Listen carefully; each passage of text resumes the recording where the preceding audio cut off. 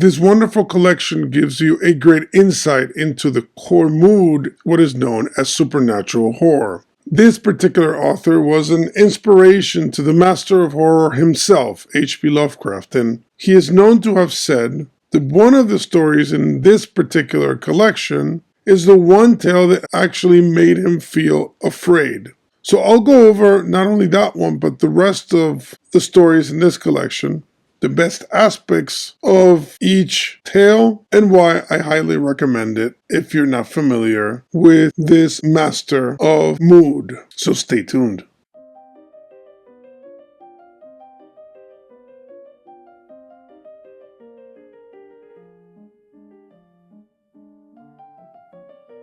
Welcome to biblioCultist, where I review books that I find interesting in the topics of religion, philosophy, history, and fiction. Please remember to subscribe to the channel, click the bell for notifications, and like the video, share the video, comment on the video. I really appreciate all of you that already do this, and I'm very happy also with the fact that I see that a lot of people are sharing my videos, and in YouTube there are a lot of channels that don't care at all about intellectual topics or cultural topics that should matter a lot more. And I see that it is actually the even younger generation that is hyping up more topics on books and literature and theater and philosophy and traditional religion. And that is very hopeful to me. And I can see a future in which YouTube itself is changed by it. And a lot of it has to do with what we watch, what we like, what we share. So we still have a lot to go. Most content here is like that, but I can see a change. And if I can participate in any small way in this process, is truly a pleasure for me. I'll also put in the bottom my X account if you want to exchange with me there, and my Ko-Fi if you want to support the channel and check out my merch store. In this episode, I'm going over Ancient Sorceries by Algernon Blackwood. Hopefully I'm pronouncing his first name correctly. And this edition is by Pushkin Press, 2022. And I'm pretty sure you can find other collections. Just make sure that it has at least some of these main stories that I'm going to discuss, because it is a good introduction to the author. Now, the best thing about these stories, as always with supernatural horror, but in particular with this type of horror, is the mood. It is really not easy to engender full believable immersion into environments, especially when they have a horror context. Readers naturally will resist believing things that are scary or off-putting, and Blackwood is a master of achieving this with ease, actually. It's a slow process, but he can turn the unbelievable into somewhat believable. And again, this is not easy. Most modern authors, the way they do it is they engage you with very mundane topics, or they set the scene with very vulgar, common everyday scenarios so that you feel comfortable there, and then they inject a horrific element. This is why most horror today is about serial killers or torture or things of this nature, because they have abandoned supernatural horror, thinking that people are not going to believe it, that modern people are so jaded and so scientifically minded, so-called, they will simply reject it ab initio. But here, I think the author is very good at taking you to the supernatural realm quickly and easily and in a believable way. The first story in this collection is Ancient Sorceries, and I'm going to do my best not to give you a lot of spoilers, of course, but I still have to at least mention some of the elements that I think are fascinating in each one. In this one, it has the strange town with the strange people kind of motif that is very known in horror circles, and you'll see plenty of movies about this topic, especially in the 80s. Lovecraft himself is well known for writing an almost identical story, in some sense, 30 years later. And we know Lovecraft read this particular story because he mentions it by name in a letter. And this tale has all the elements that would make a horror fan smile: witchcraft,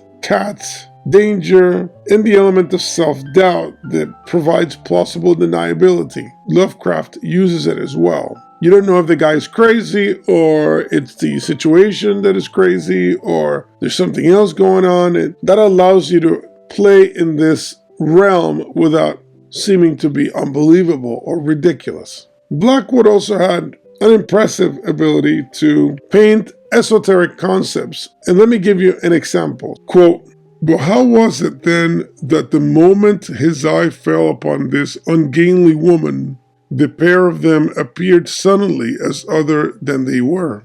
Whence came that transforming dignity and sense of power that enveloped them both as if by magic?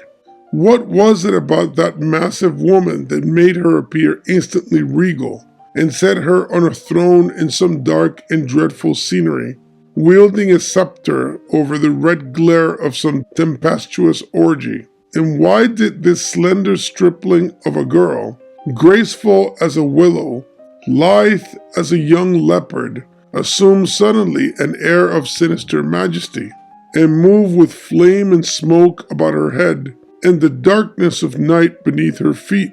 When I first read that line, it impacted me because I was assuming I was just into a traditional kind of classic horror tale without any kind of beautiful presentation of dark gothic magic. But here he does it wonderfully.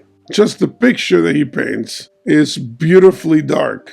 And like I've said before in horror, a lot of times the author doesn't seem to understand the beauty in gothic darkness. They tend to see it with disdain, or at least with some distrust. But what I notice about Blackwood is that he doesn't seem to feel that way, or at least doesn't paint it that way. There is a beautiful aspect to his description. There's also an interesting fearlessness to the topics, considering that he mentions Satan by name and mixes it all with concepts like reincarnation, free-flowing between concepts and ideas, injecting variety into his main oppositional characters. I can definitely imagine Lovecraft loving this story because of his particular love of cats. The next tale is called The Listener, which I didn't really like that much, but it was nonetheless good in structure and setting, although the object of horror is not the type that I tend to enjoy. But it is a good tale, especially the way that he utilizes rooms and descriptions of rooms in apartment buildings. For those of us that have lived before in apartment buildings, there's an eeriness and a mystery to it, especially when you hear noises but you don't know where they're coming from. And he's able to exploit this in a fascinating way.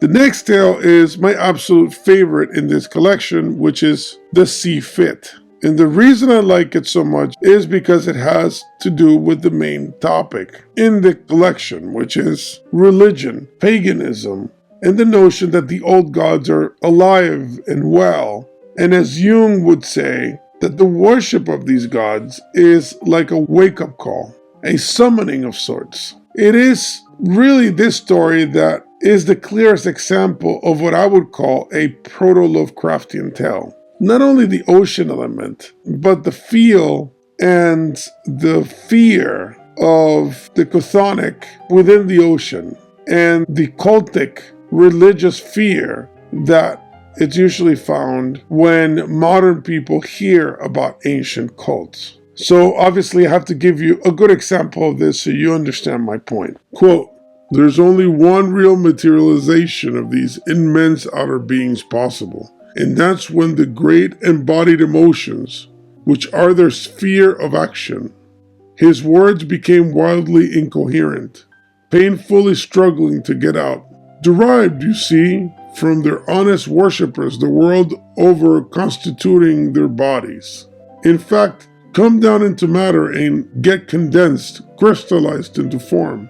To claim that final sacrifice I spoke about just now, into which any man might feel himself proud and honored to be summoned, no dying in bed or fading out from old age, but to plunge full-blooded and alive into the great body of the God, who has deigned to descend and fetch you." Now, of course, it is Lovecraftian in style, but it has its own mood. Lovecraft usually would speak of these things at a distance because of his atheism. But here, it feels believable. You can sense the emotion behind each word. And to me, that makes Blackwood very efficient in his objective. The last work in this collection is The Willows, and that is the one I mentioned in my intro that Lovecraft found to be very scary. And the mood in this work is also quite good, although it has more of a nature can be scary kind of style.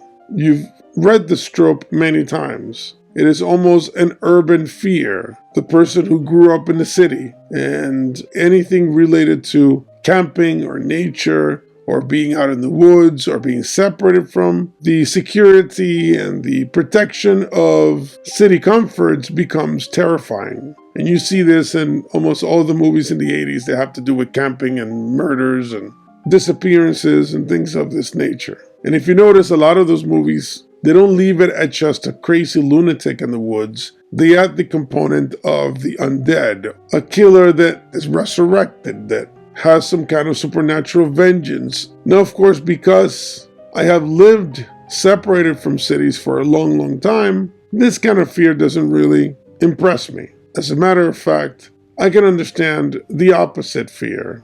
The scariness of city life, the evils lurking in the shadows, behind machines, behind the insanity that these kinds of environments breed in people. That makes a lot more sense. And obviously, a horror story in that setting is going to be a lot more convincing for me. But that doesn't change the fact that this story is quite impressive. The Willows has a highly developed supernatural component. And I can understand why Lovecraft would like it, since the whole style is about building the suspense slowly and effectively. It builds up, and it has the classic aspect that he puts in all his stories, which is the scientific man, the logical, reasonable man who resists any kind of interpretation that could lead away from the powers of your observation, the senses, logic.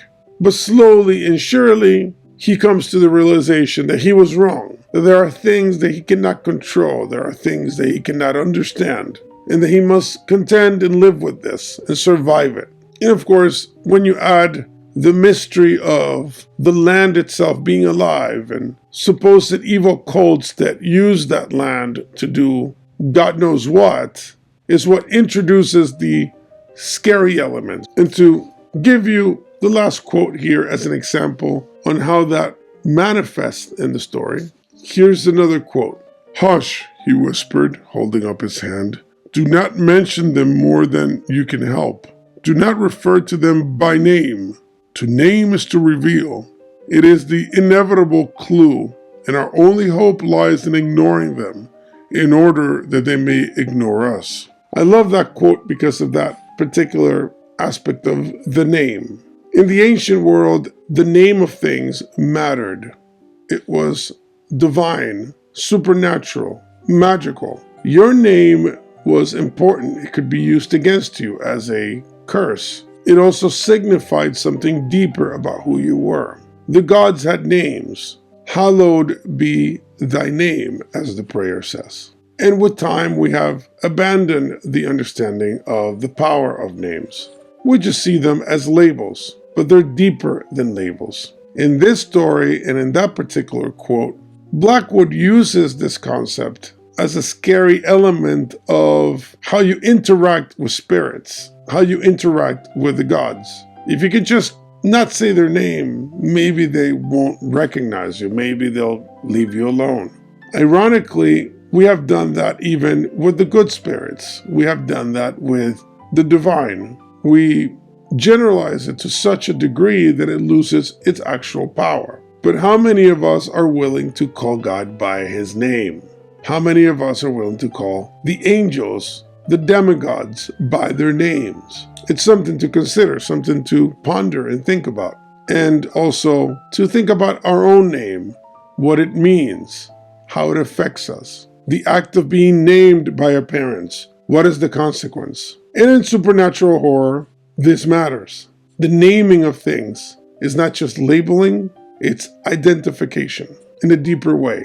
So no doubt that I agree that Blackwood was an excellent writer of horror and that he should have a more prominent place among its masters.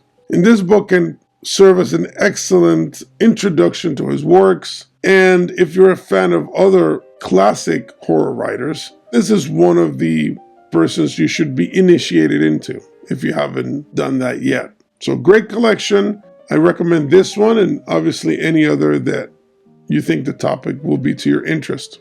There's a lot of beauty in supernatural horror, and I think it serves a purpose in the modern world to awaken us out of the obsession that we have with materialism and superficiality. So hopefully you enjoyed the review. Please remember to subscribe to the channel, click the bell for notifications, like the video, share the video, comment on the video. Doing these things really helps out and I appreciate it. So thank you for being with me. See you next time.